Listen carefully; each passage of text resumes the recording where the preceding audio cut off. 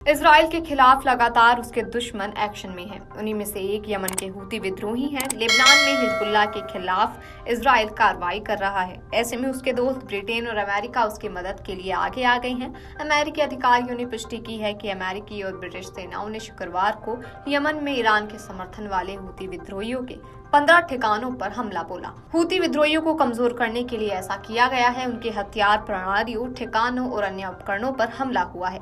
अधिकारियों के मुताबिक सैन्य विमानों और युद्धपोतों ने हूती के लगभग 5 गढ़ों पर बम बरसाए। हूती मीडिया ने कहा कि एक प्रमुख बंदरगाह शहर होदेईदा में 2 हवाई अड्डे और काथिब क्षेत्र में 7 हमले हुए।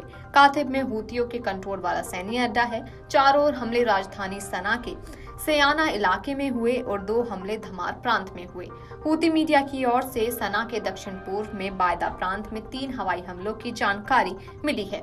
अमेरिकी और ब्रिटेन की ओर से हमले को लेकर कोई टिप्पणी नहीं की गई। वहीं हूतियों की ओर से भी नहीं बताया गया कि इसमें कितना नुकसान हुआ। ये हमले तब हो रहे हैं जब यमन के ऊपर उड़ रहे अमेरिकी ड्रोन को हूतियों ने मार गिराया था और फिर इजराइल के खिलाफ सैन्य अभियान बढ़ाने की धमकी दी।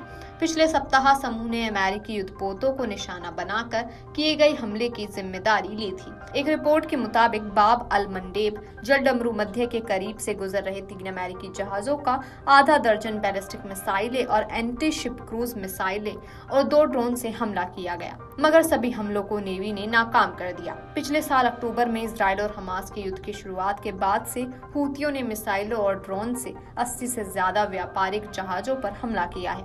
उन्होंने कहा है कि वे इजराइल से जुड़े जहाजों को निशाना बना रहे हैं। फलस्तीनियों के साथ समर्थन का ये एक तरीका है।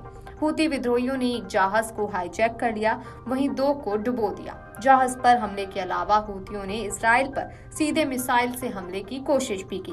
दरअसल ईरान ने हाल ही में इजराइल पर मिसाइलों से हमला किया था। इसके बाद माना जा रहा है कि इजराइल बदला लेने के लिए ईरान के पेट्रोलियम उद्योग पर भी हमला कर सकता है।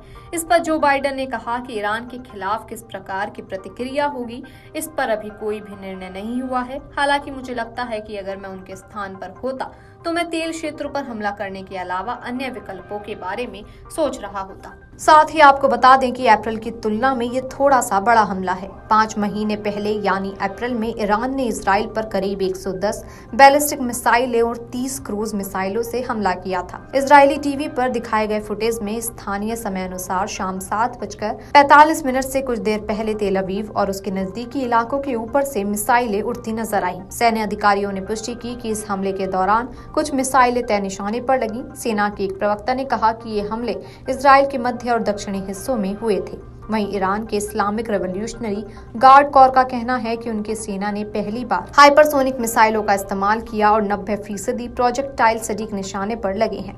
IRGC के सूत्रों ने ईरान की सरकारी मीडिया से कहा है कि हमले का निशाना 3 इजरायली सैन्य ठिकाने थे, लेकिन इजरायली सेना ने जोर देकर कहा कि बड़ी संख्या में ईरान की तरफ से दागी जा रही मिसाइलों को नष्ट कर दिया गया है। अगर आप ये वीडियो YouTube पर देख रहे हैं तो हमारे चैनल को सब्सक्राइब कर बेल आइकन दबाएं और Facebook पर देख रहे हैं तो हमारे पेज को लाइक करें।